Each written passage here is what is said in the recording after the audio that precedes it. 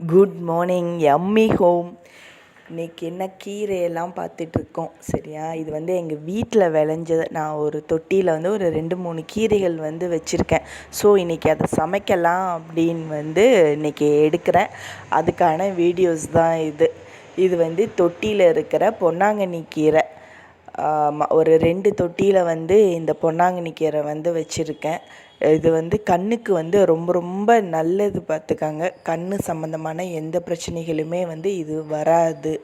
அதுக்கப்புறம் நீங்கள் பார்த்துட்ருக்கிறது மணத்தக்காளி கீரை. இது வந்து வயிறு புண்ணு சம்மந்தமான எல்லா நோய்களையும் போக்கக்கூடியது.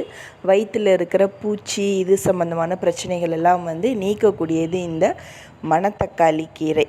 அடுத்தது வந்து பச்சை பொன்னாங்கண்ணி. இது வந்து இலைகள் வந்து நீல நீளமாக உள்ள கீரை. ஒரு தடவை வந்து சமைக்கிறதுக்காக வாங்கிட்டு அதை அப்படியே தொட்டியில் வச்சு அதை வளர்த்து அதிலேருந்து அப்படியே எடுத்துகிட்ருக்கேன்.